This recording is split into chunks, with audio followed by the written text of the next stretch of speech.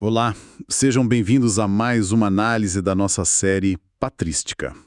Hoje a gente se prepara para escalar, uma das montanhas mais altas do pensamento cristão, a obra A Trindade ou De Trinitate, de Santo Agostinho.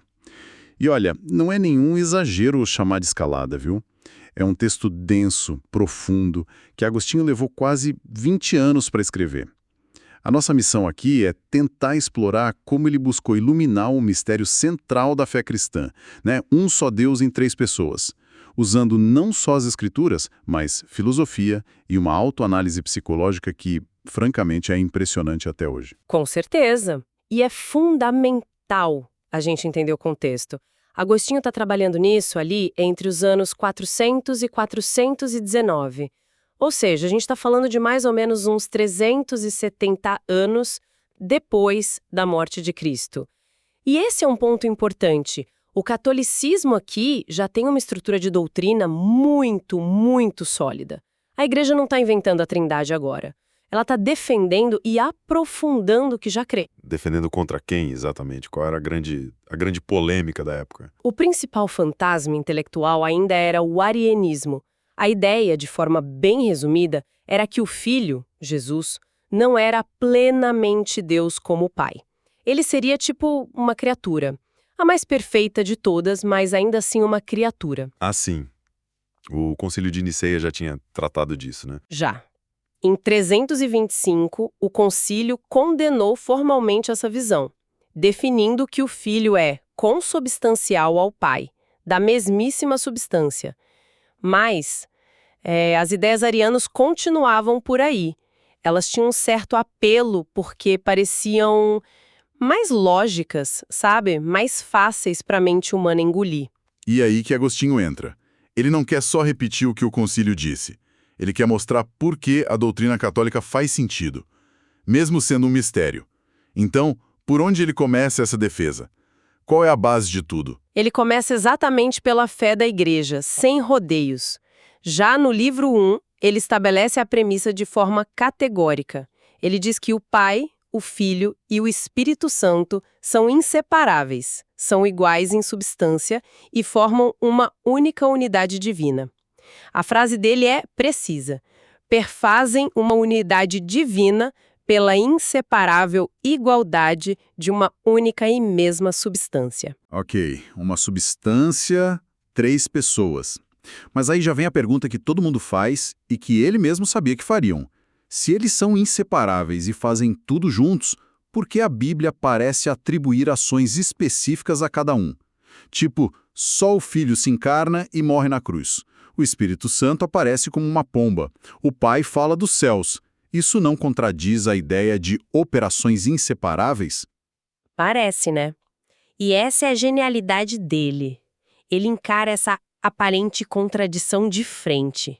Ele explica que sim, as manifestações visíveis são atribuídas a pessoas específicas, mas a criação dessas manifestações é uma obra conjunta, é obra de toda a Trindade. Espera, vamos devagar aqui para eu entender direito. A humanidade de Jesus, a carne e os ossos, isso foi assumido só pela pessoa do Filho. Mas a ação de fazer com que o Filho assumisse essa humanidade foi do Pai, do Filho e do Espírito Santo? Juntos? Exatamente. A criação daquela pomba no batismo, a produção daquela voz que veio do céu, tudo isso para Agostinho foi uma ação trinitária, inseparável. Nenhuma pessoa age, digamos, sozinha no mundo exterior. É um princípio teológico fundamental que ele está cimentando aqui. A distinção entre as pessoas não está no que elas fazem no mundo exterior, mas em quem elas são na relação eterna entre si. Entendi. A primeira parte do livro é então quase uma defesa, né? Estabelecendo os limites e as regras do jogo com base na escritura e na tradição da igreja. Mas o que eu acho fascinante em Agostinho é que ele não para aí. Ele dá uma virada e começa a procurar um reflexo da Trindade num lugar totalmente inesperado, dentro da nossa própria mente. É isso. Exatamente isso. A partir do livro 9, a obra muda de tom.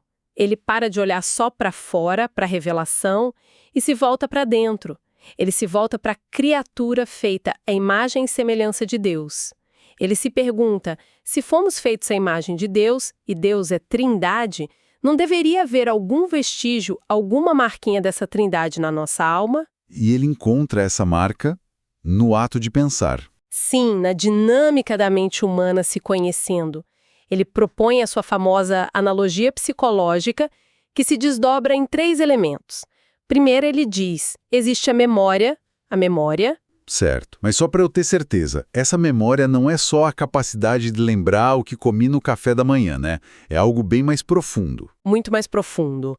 É a autoconsciência fundamental. É a mente se recordando de si mesma. A noção permanente de eu existo, de que eu sou eu mesmo. Para Agostinho, essa memória de si é a fonte de tudo. É o princípio de onde todo o conhecimento sobre si vai brotar. Ok, então temos a mente consciente de si mesma, a memória. Qual o segundo passo? A partir dessa memória de si, a mente gera alguma coisa. Ela gera um conhecimento de si, uma notícia de si que ele chama de inteligência. Ou, de forma muito significativa, ele chama de palavra interior, o verbum. É a mente se compreendendo, formando uma imagem mental de si mesma. É como se a mente se olhasse no espelho. A autoconsciência, a memória, é o espelho. E a imagem que se forma nesse espelho é a inteligência, o entendimento de si. É uma analogia perfeita. E agora vem o terceiro elemento que une os dois.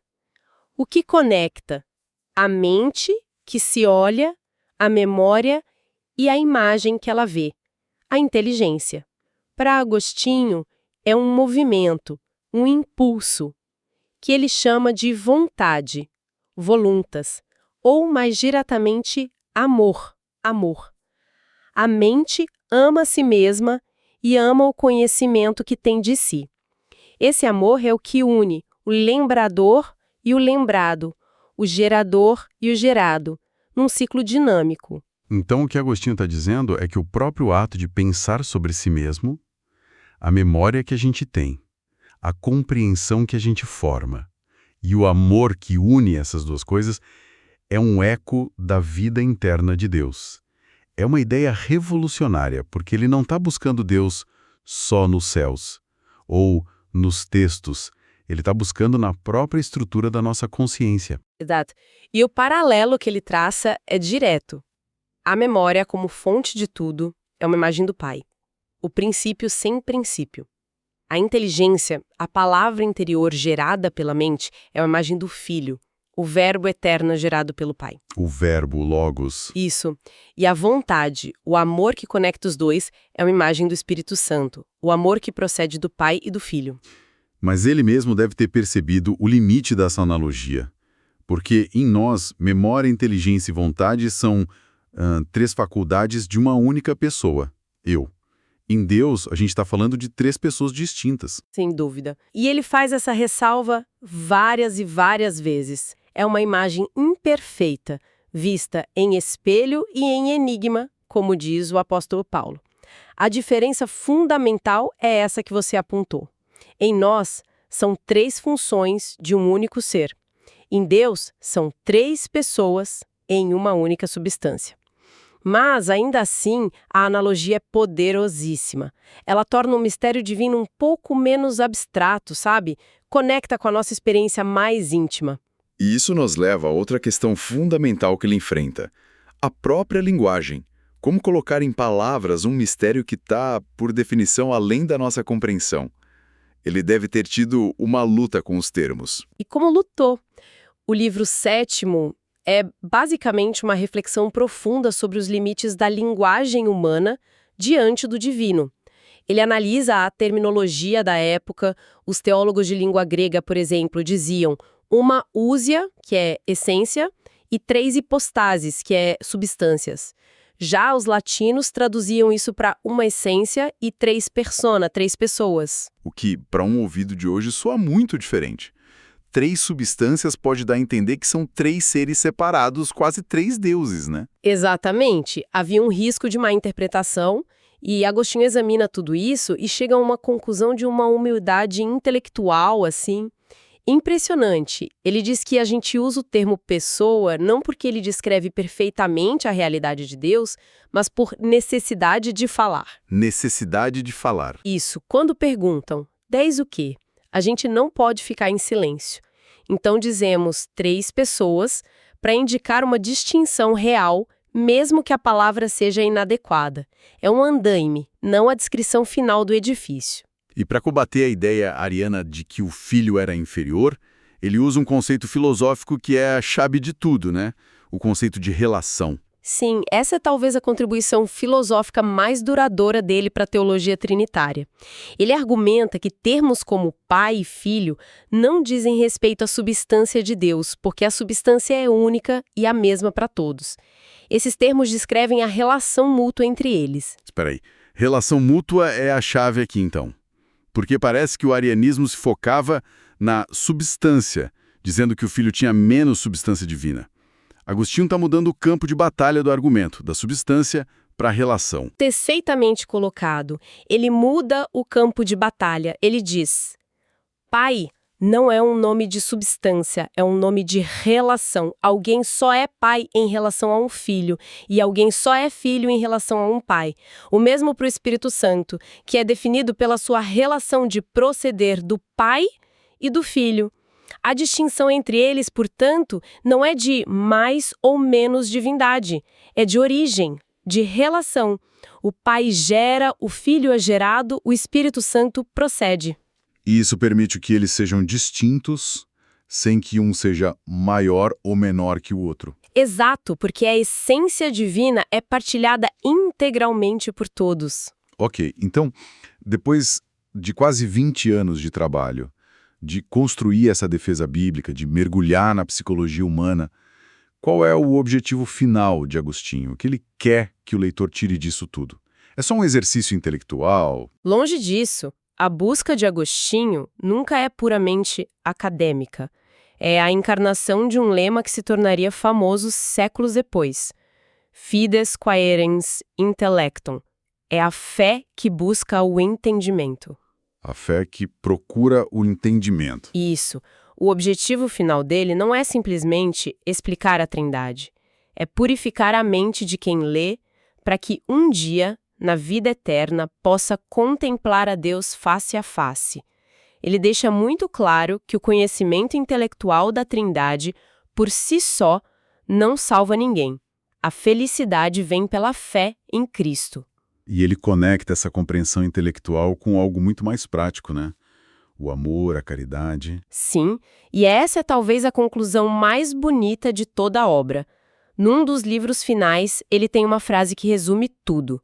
Vides Trinitatem, si charitatem, vides. Vês a Trindade, se vês a caridade. Exatamente. Ele está dizendo que a chave para vislumbrar o mistério de um Deus que é comunhão de amor não está só em raciocínios complexos, está na prática concreta do amor. Se Deus é amor, então é amando que a gente se torna mais parecido com Ele e, portanto, mais capaz de compreendê-lo. Essa humildade dele é quase uma estratégia, né? Logo no começo do livro ele faz um pacto com o leitor.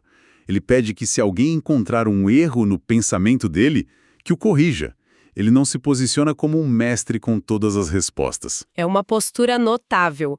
Ele se coloca ao lado de quem lê como um companheiro de jornada na busca pela verdade. Uma verdade que ele sabe que é infinitamente maior que a mente dele. Resumindo, então, o que a gente tem em A Trindade é essa combinação de defesa teológica, introspecção psicológica profunda e rigor filosófico, tudo a serviço de um único objetivo: levar a alma para mais perto de Deus. Exatamente. Não é, de jeito nenhum, um livro de respostas fáceis ou de leitura leve. É um convite a uma jornada que mostra que fé e razão não são inimigas, mas duas asas com as quais a mente humana se eleva para a contemplação da verdade. Para quem se sentiu provocado por essa nossa conversa, a leitura da obra completa, mesmo sendo um desafio, é com certeza uma experiência transformadora. Convidamos todos para o nosso próximo encontro da série Patrística. E para encerrar, fica uma reflexão. Se Agostinho nos ensina que a imagem de Deus em nós é essa capacidade de nos lembrarmos, nos entendermos e nos amarmos, e que a própria natureza de Deus é comunhão, como a gente pode aplicar esse modelo trinitário às nossas próprias vidas e comunidades, buscando uma unidade que não anula as diferenças, mas as harmoniza através do amor?